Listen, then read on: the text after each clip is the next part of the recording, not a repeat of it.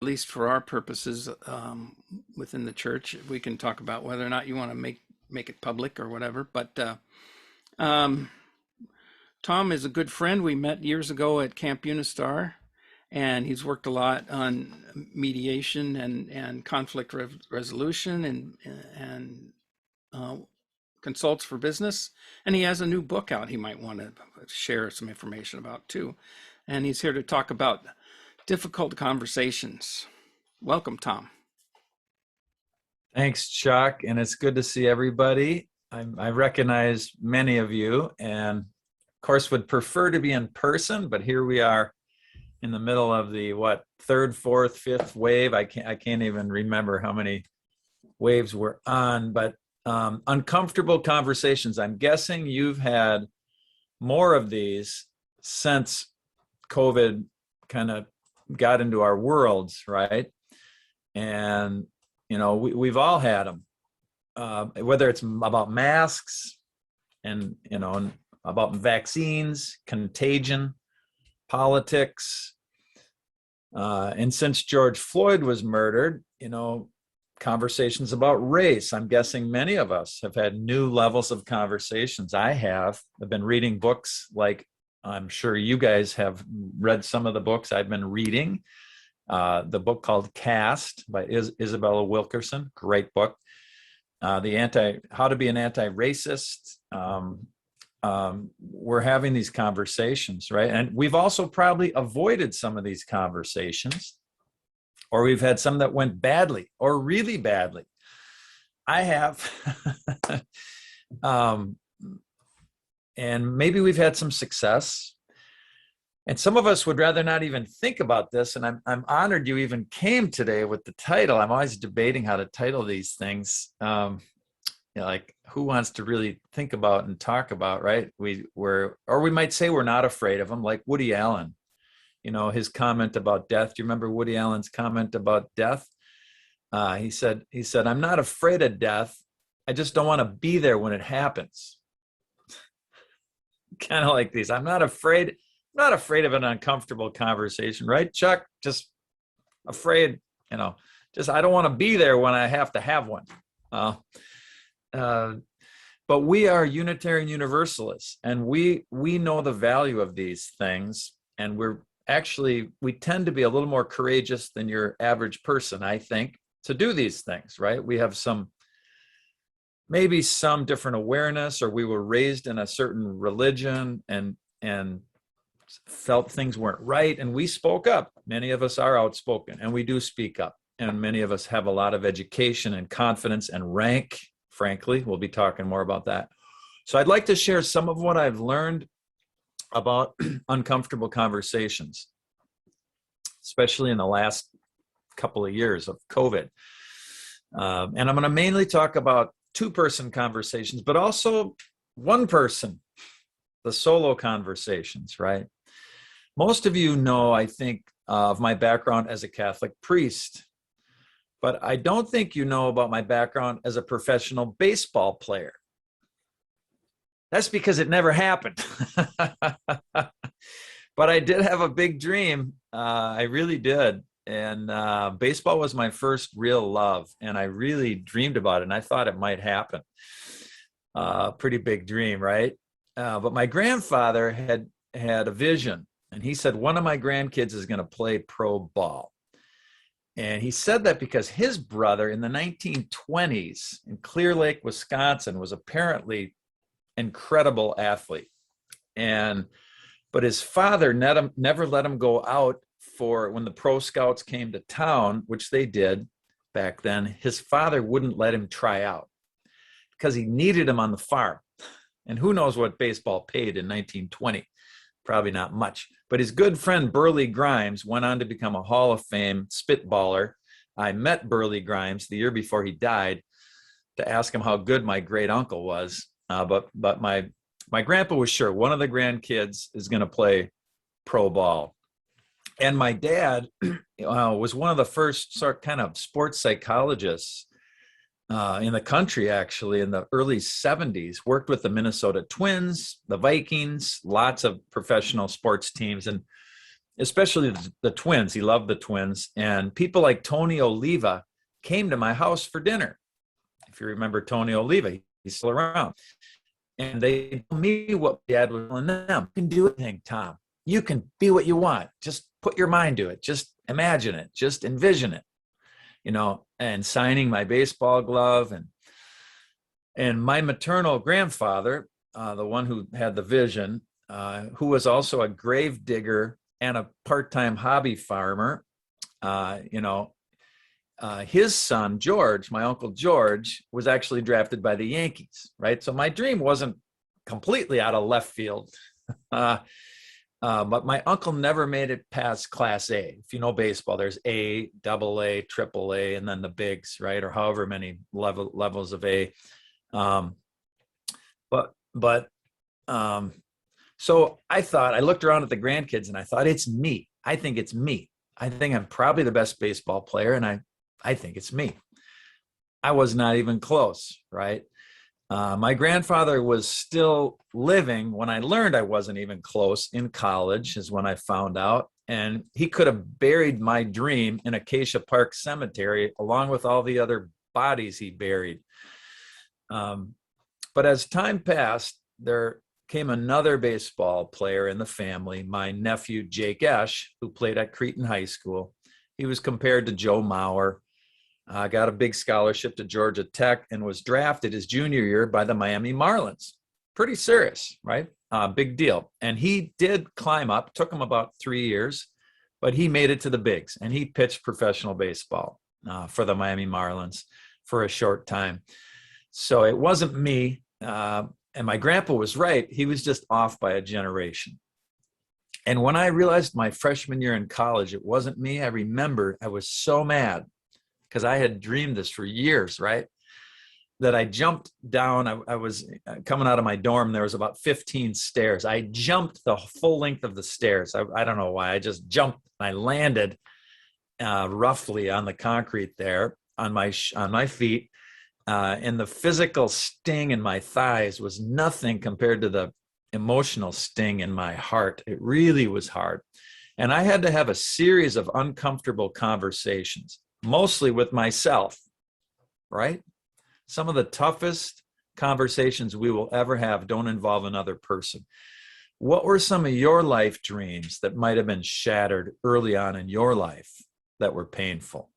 And what kind of internal conversations did you have? So I had to get a plan B, right? Okay, I'm not going to play professional baseball. That's clear. What am I going to do? And I know it probably seems like an odd leap from professional baseball to priesthood.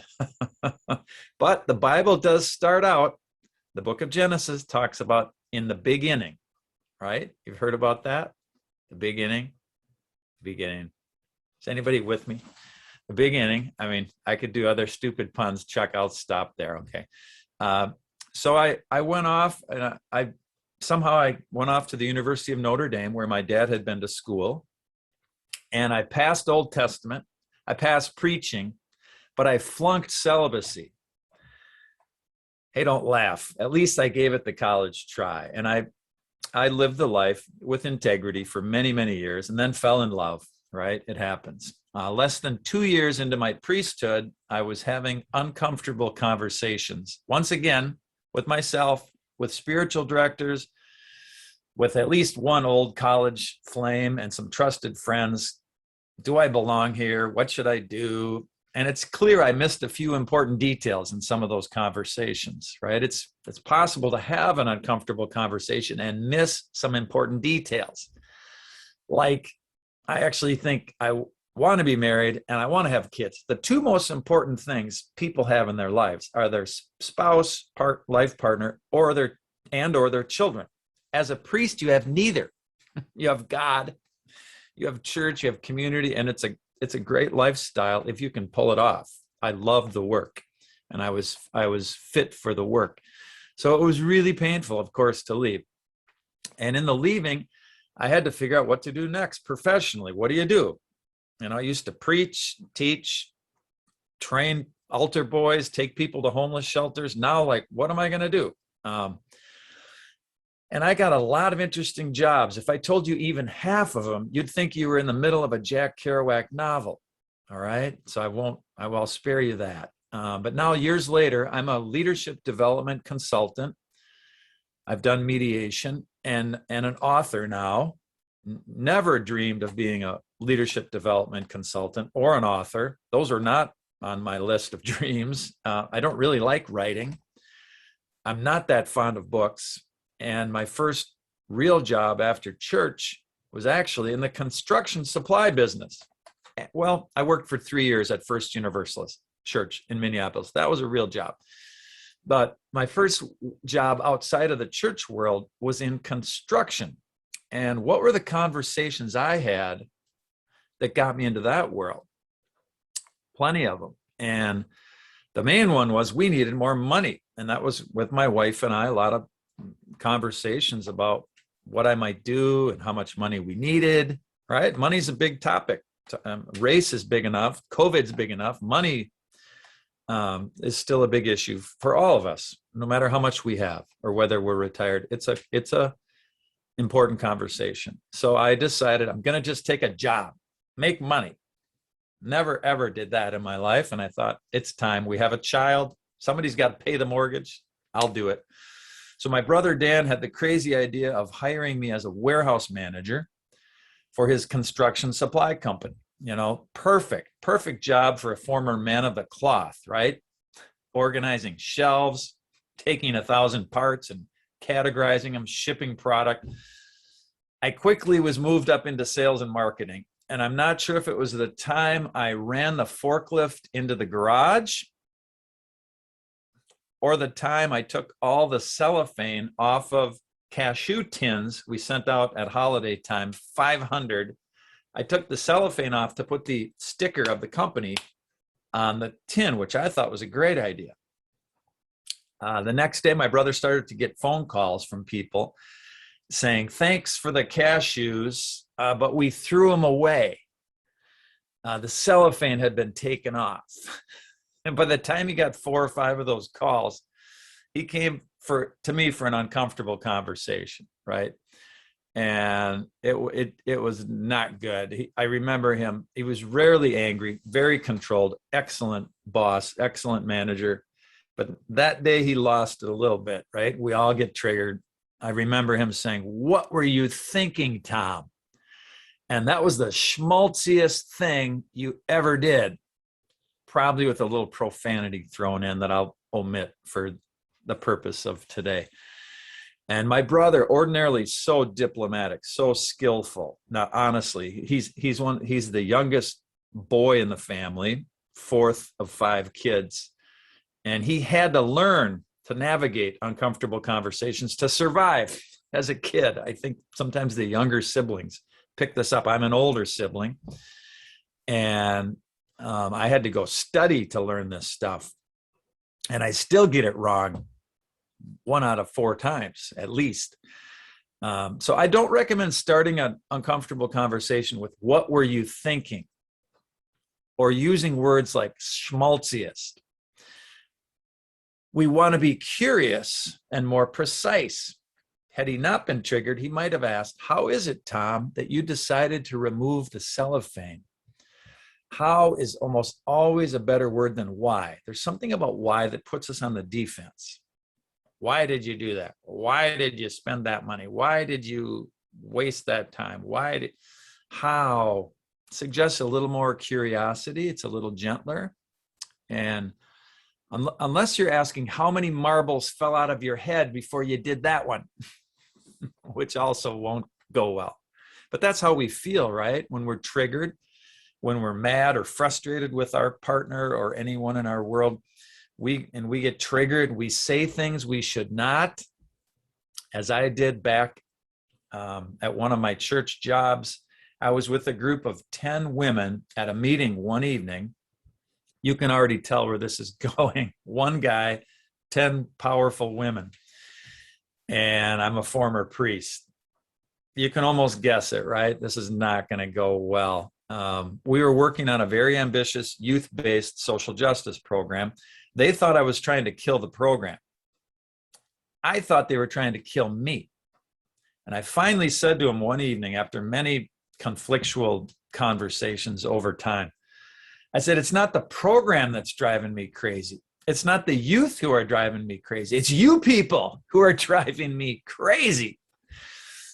Wow. I barely kept my job after that one. I did, but just barely. So we can avoid troubles like these when we have effective, uncomfortable conversations. That's the key. We want them to be effective. And there's plenty of good reasons we don't even want to have these, right? We've seen them go badly. We've witnessed the damaging power of words when we're triggered or others are triggered. Plus, it takes a lot of inner work and a willingness to listen and to hear feedback. Perhaps we need to change.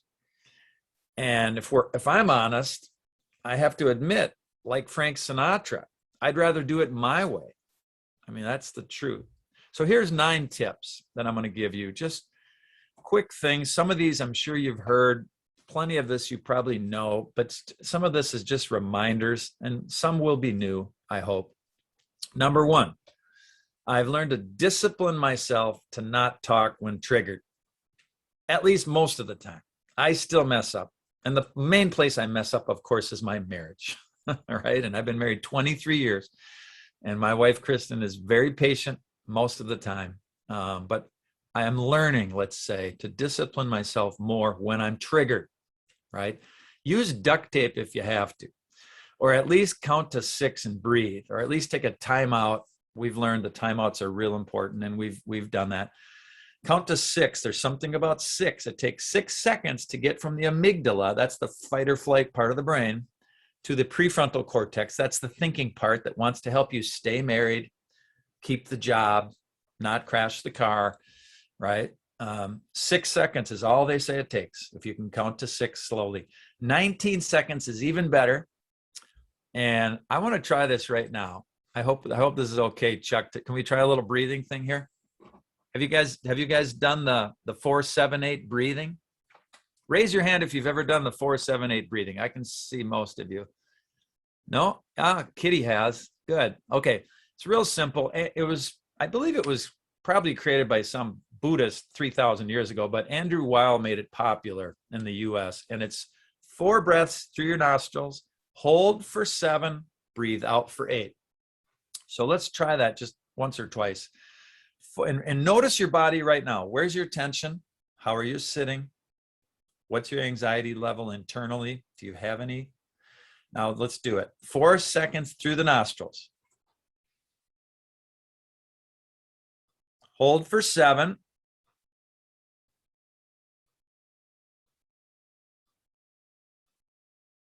Out for 8.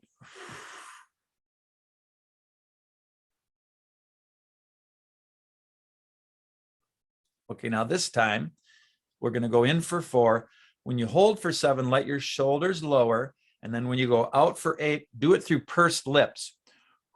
There's something about the pursed lips that creates some tension with the lungs that initiates the parasympathetic nervous system, which calms us. It's absolutely scientific. Let's try it one more time.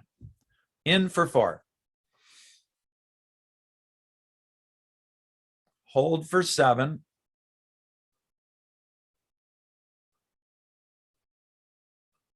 Out for 8, pursed lips.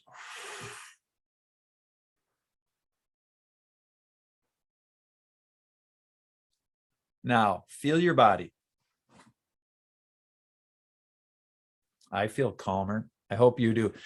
Yeah, he recommends no more than 3 of those, or you could hyperventilate. So just do a couple. So that's number 1. Take a break, breathe.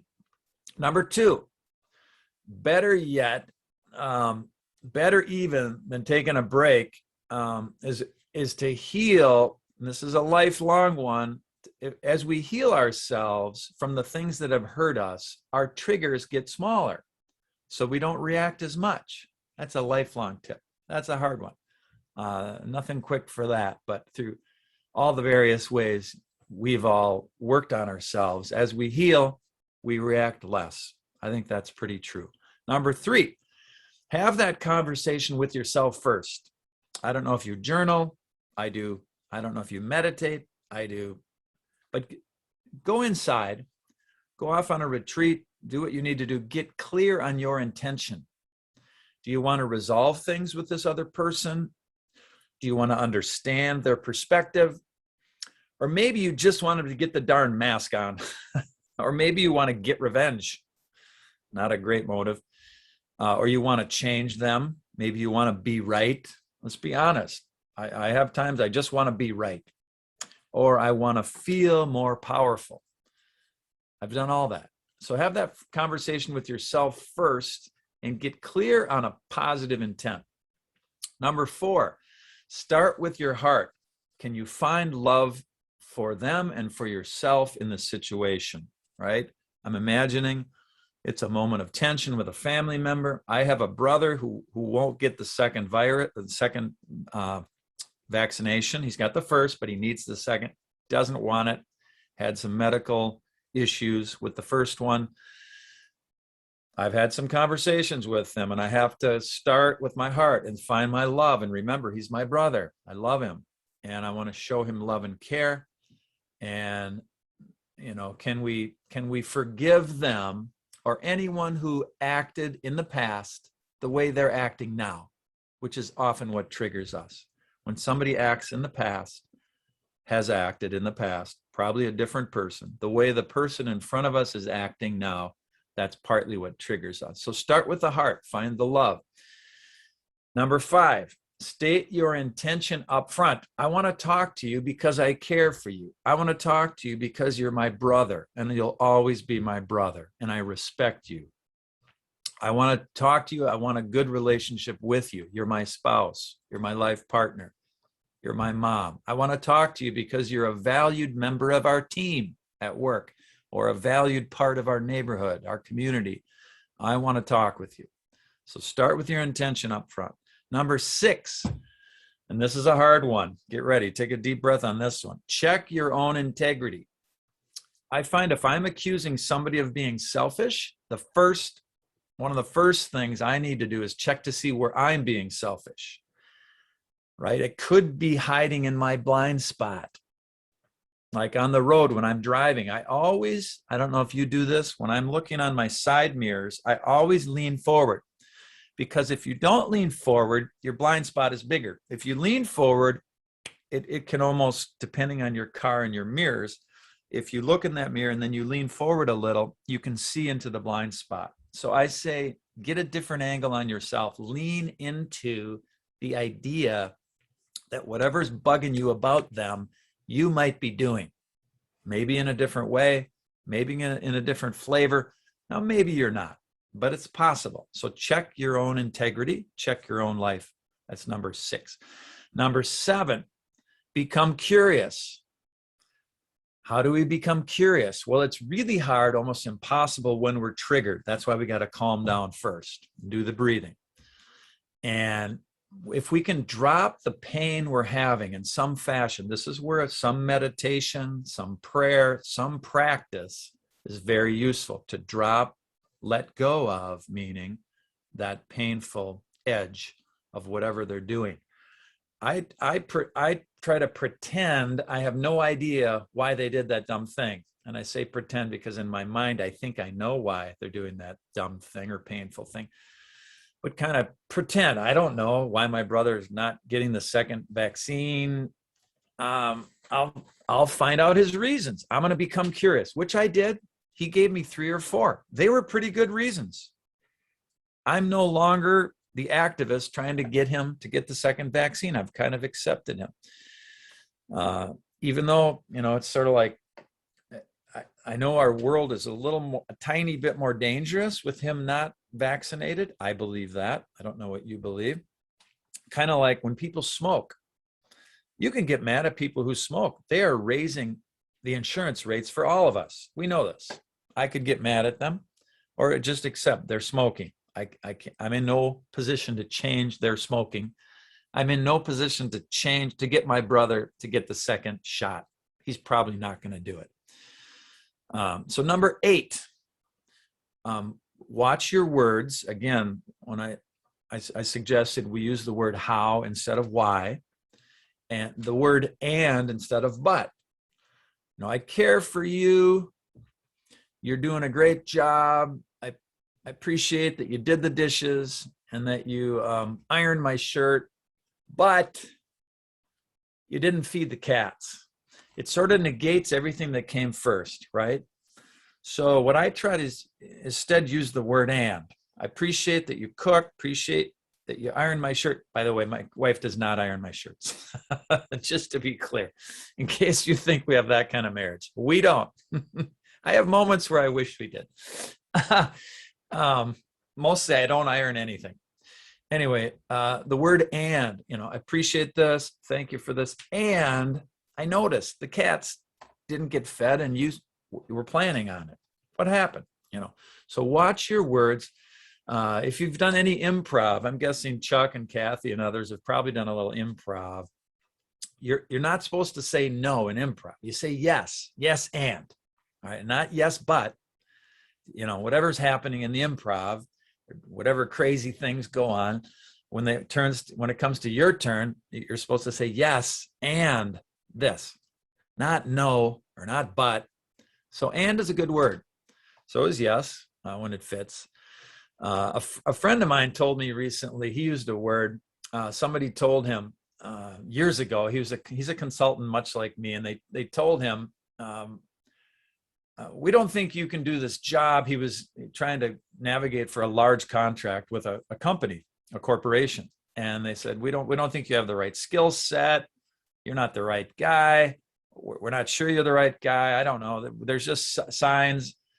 And instead of getting triggered, he just looked at the guy, took a deep breath, and he said, oh, he told me this recently. Oh, and then he paused, and the other guy felt kind of awkward, and the other guy filled in some things, and they kept the conversation going. He won the contract. And just the kind of word, mostly it was his staying calm, but also just the word, oh, kind of like, tell me more. Oh, it was like a question. Oh, tell me more about that. Why you think I'm such a bad fit. And it was his calm, but that's a tiny little word we could say, right? Oh, and then the final one, number 9. This is a big one. And I'm not going to say too much because I've talked about this before with some of you, and it's in my book. My book is really centered around this 9th point. And the 9th point is recognize the balance of power with the other person. And you might say, oh, we all have equal power. We all have equal rank. I say, horse pucky. We don't have all equal power. We don't have all equal rank. That's partly why we have all this tension around race, partly why we have all this tension between men and women, partly why we have all this tension around gender, right? Partly why we have tension with government. Not everybody, if President Biden walked in my house today and my neighbor walked in the house, I'd probably treat him differently. Now I shouldn't, but I probably would, right? I'd probably give Biden a little more deference and a little bit more care. So recognize the balance of power. Who has the social rank, the positional rank, the psychological rank, and the spiritual rank? Those are 4 that I frequently talk about. The social rank is gender, it's economics, it's education level, right? As a well-educated Caucasian male, I have pretty high rank. Now we're losing it rapidly. We men have had a good run, but it feels like in some moments, and I know you'll disagree with me, that we're losing that social rank. But in general, there's still some social rankings that are pretty entrenched. They're not changing that easily. And then positional rank. If I'm your boss, if I'm the CEO, I have pretty high positional rank. My brother was my boss. He had rank over me. Now he was my younger brother. So socially, he was under me in rank in a way as an elder brother. So it sort of balanced things out. But social rank, positional rank is often title or professional connections. In a church or a nonprofit setting, it could be positional rank, could be your title. It could also be the social capital or the connection, the relational connections that you have determine your position. If your best friend is the executive director, you have higher positional rank. Psychological rank, that's the third one. That's that capacity to either ruffle feathers, ask that tough question. Many UUs have very high psychological rank, and we don't even recognize it. We think everybody will speak up. We think everybody has the confidence to challenge the abusive leader or to speak out as an activist. Not everybody does, but psychological rank is that capacity to either ruffle the feathers or stay calm when other feathers are ruffled. A lot of Minnesotans get very nervous when there's any conflict at all. And we may be in a small group or a community setting or a work setting where we're the one who will speak up. And that ability to speak up gives us psychological rank. And the final one is spiritual rank. And you don't need to believe in God to have high spiritual rank. And just because I'm a former priest does not mean I have high spiritual rank. I know plenty of ordained ministers who I wouldn't say have high spiritual rank. The person with high spiritual rank, to me, is more like the grandmother who's been through everything, like my mom. This is in my book, too. I have a lot of stories of different things in the book, some from my family, and one about my mom having high spiritual rank. She's been through everything: breast cancer, divorce, death of a stepchild, a lesbian stepchild. I could go on and on. And depression, lots of things. 5 children, 5 strong-willed children. Alcohol, the whole thing, right? My mom's been through everything, right? And she has survived it. She has found a way to stay positive, hopeful, most of the time. Great sense of humor. She believes pretty much most days, I would say, that all is going to be well. Life is going to somehow go on. Good things are somehow going to happen. Yeah, there's suffering. Yeah, there's death. Yeah, there's COVID. But there's this large sense that we're going to get through it. That's spiritual rank. So rank is what got the bold trouble. Do you know about the bold knight? He was fearless knight, never. Everyone feared him. He came back to the king one day and he said, "I've slain the enemy to the north." The king said, "I have no enemy to the north." The knight said, "Well, you do now." So what damage have we done without being aware of our rank? Sometimes when we have high rank, we're unconscious of other people. If you know people with high rank, and I know this partly from being a priest, God knows there's been some misuse of power in the Catholic Church, partly, largely, I would say, because of rank, and hopefully that's changing. So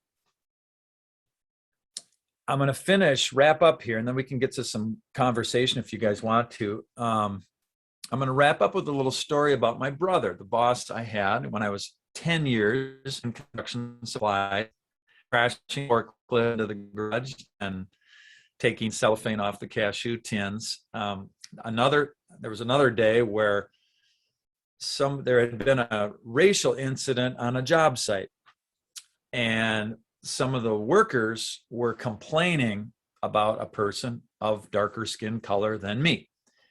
And the complaints went on and on for quite a while, 45 minutes, I think, at least. I was in the warehouse. I could barely concentrate. I thought these guys were way out of line. I thought the situation was complex, and I was really bothered. And I thought it was really unprofessional. So I went to my brother and I said, "Hey, Dan, these guys were going on and on about that incident, and I thought it was unprofessional. Would you go talk to them? I think if you talk to them, it would really be a good idea." He said, "I'm not going to talk to those guys. They are who they are. I can't change them. Nah, I'm not going." I said, come on, man. They were over the top, and you should really talk to them." "Nope, I'm not talking to them, Tom. End of story." It's like, whoa, all right. I go home that night and I complain to my wife, Kristen. "Honey, there was this racial incident. These guys were complaining about it and really sounding like absolute racists and really unprofessional. And she listened to me, and then she said, "You're his older brother. Get back in there. Go talk to him again. He needs to do something about that." And I was like, whoa, I guess I do have the older brother rank. Wow, I forgot my rank. This happens in conflict, and it happens in uncomfortable conversations. We forget the rank we do have. So I was all empowered, and partly because she's tough and she kicked my butt. If you know her, 115 pounds of German steel. And I went back in there and I sat down with him and I said, "Listen, Dan, that incident yesterday, it disturbed me. I couldn't do my work for about an hour, hour and a half. I was distracted. I didn't work well for you. You are the owner. You have the responsibility to create the culture here. And if people say things of a racial nature, you could be in trouble legally. I recommend you go have the conversation." You know what he said? He said, "Okay." He said, "You're right. You're right, Tom. I will." And he went back, talked to the guys. I never heard another racial word there in the next several years. Never heard another story like that, ever. That was using my rank, having uncomfortable conversation that went well. That was exciting for me. And the thing I think that got him, not only was it my internal confidence, but because I was confident, I was able to think a little better. And I talked about liability. And he's a businessman, and he doesn't want to lose his business. He doesn't want to be sued. And that was partly why I think it made a difference, and partly why I think it happened. So thank you.